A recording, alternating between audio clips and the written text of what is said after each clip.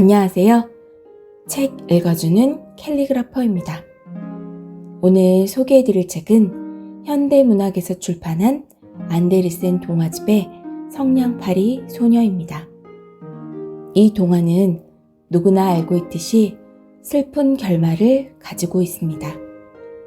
추운 겨울인 것도 슬픈데 본인 덧신이 아닌 엄마의 덧신도 잃어버리게 되고 성냥을 팔지 못하면 아버지의 폭력에 시달려야 하고 어느 슬픈 이야기처럼 소녀의 가장 편안한 안식처와 보호막이 되어주신 할머니는 왜 일찍 돌아가셔야만 하는지. 그런데 성냥팔이 소녀 이야기는 우리가 접하는 뉴스에도 자주 나오는 소식입니다. 가정폭력에 노출된 어린아이와 모진 학대를 받는 아이 이야기는 요즘 우리가 흔하게 접하는 뉴스입니다. 어찌 보면 성냥팔이 소녀 이야기는 단순한 슬픈 이야기가 아니라 지금 현실 속 이야기라고 봐도 무방할 것 같습니다. 성냥 하나하나 켤 때마다 소녀가 동경하는 것들이 하나하나씩 나타나게 되고 그림을 상상하며 읽으면 더욱 슬퍼지는 12월 31일에 아주 추운 겨울에 일어난 성냥을 파는 소녀의 슬픈 이야기를 지금 만나러 가시죠.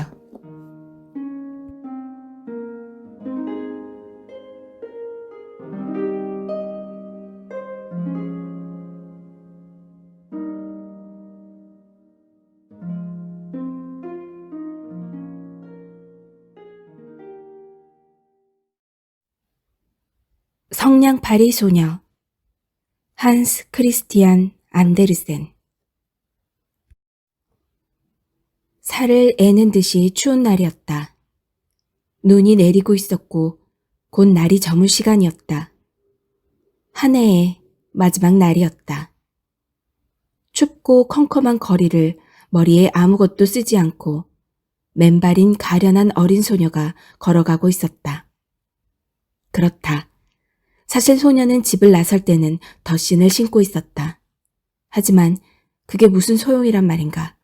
그건 어머니가 신던 아주 큰 덧신이었다. 그렇게 큰 신이었다. 어린 소녀는 무시무시한 속도로 달려가는 마차 2대를 피해 길을 건너다가 그만 그 덧신을 잃어버리고 말았다.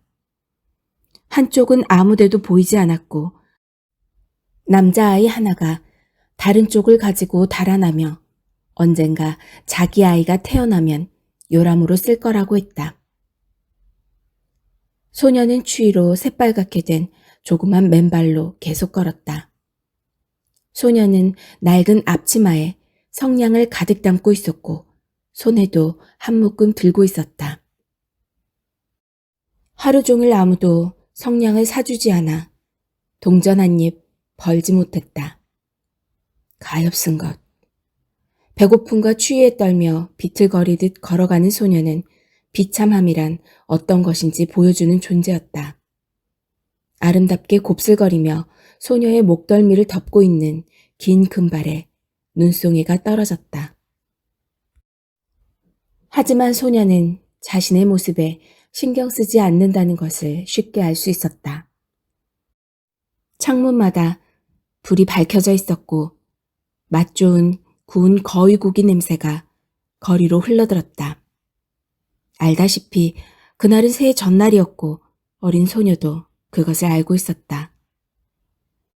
소녀는 집 2채 중 거리 쪽으로 좀 더 튀어나온 집에 생긴 조그만 구석에 다리를 끌어당겨 웅크리고 앉았다.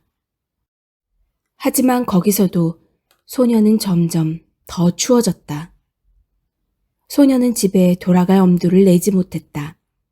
성냥을 하나도 팔지 못해서 동전 한 입 벌지 못했기 때문이다. 아버지에게 맞을 것이 분명했고 게다가 집도 그곳이나 다름없이 추웠다. 그들에게 추위를 막아줄 것이라고는 지붕뿐이었고 벽이 크게 갈라진 곳은 지푸라기와 걸레로 막았다 해도 실내로는 바람이 몰아쳤던 것이다. 소녀의 작은 손은 추위로 얼얼해졌다. 아, 성냥을 하나 켜면 좀 나아질 것 같았다.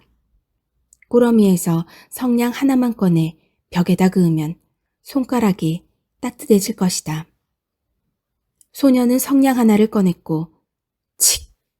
불꽃이 꺼질 듯 말 듯 하더니 붙었다.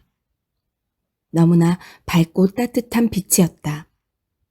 작은 등잔 주위에 손을 댔을 때와 똑같았다.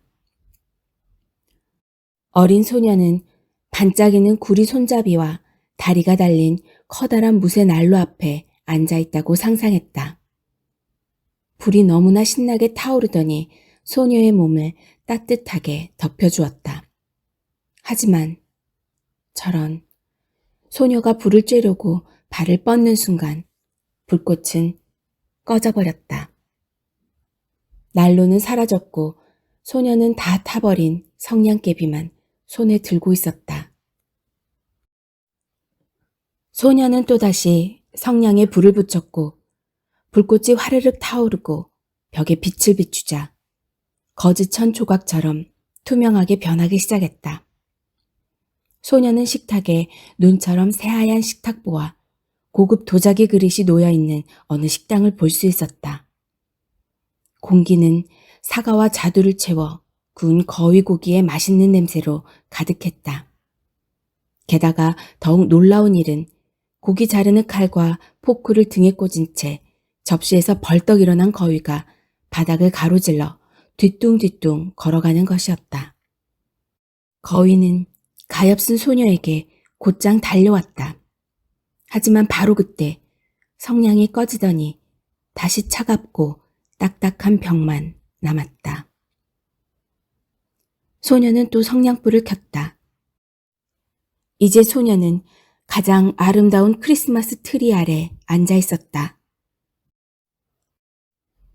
그 트리는 소녀가 지난해 크리스마스 때 부유한 상인의 집 유리창을 통해 본 것보다 더 크고 더 화려하게 장식되어 있었다.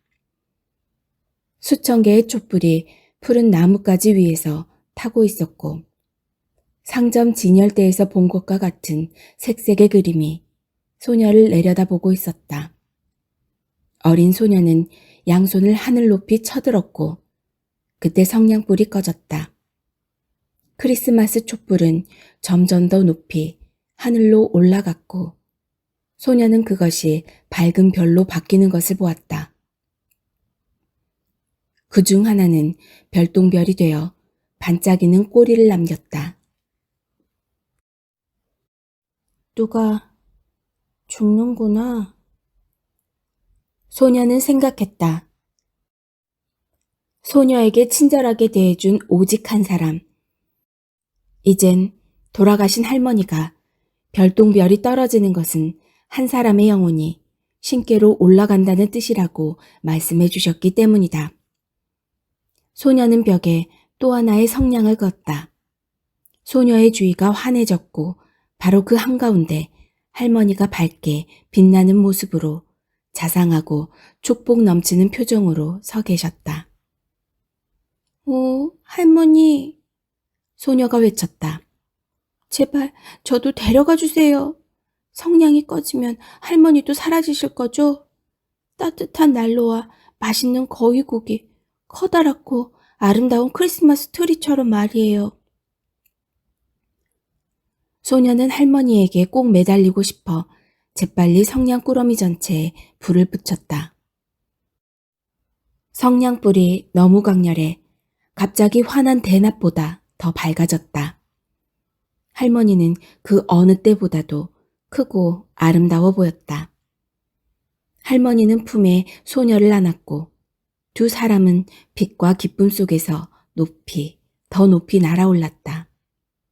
춥지도 않고 배고픔과 두려움이 없는 곳으로. 이제 그들은 하나님과 함께였다. 추운 새벽, 어린 소녀는 여전히 두 집 사이에 몸을 웅크리고서 뺨을 장밋빛으로 물들이고 입가에는 미소를 띤 채 쓰러져 있었다. 소녀는 지난해 마지막 밤 얼어 죽었다. 다 탄 성냥 한 꾸러미를 손에 꼭 쥐고 있는 소녀의 꽁꽁 언 시신 위로 새해의 동이 터왔다. 몸을 녹이려고 했던 거야. 사람들이 말했다. 소녀가 아름다운 것들을 보았으며 늙은 할머니와 함께 영광스럽게 기쁜 새해를 맞았다는 걸 누구도 상상할 수 없었다.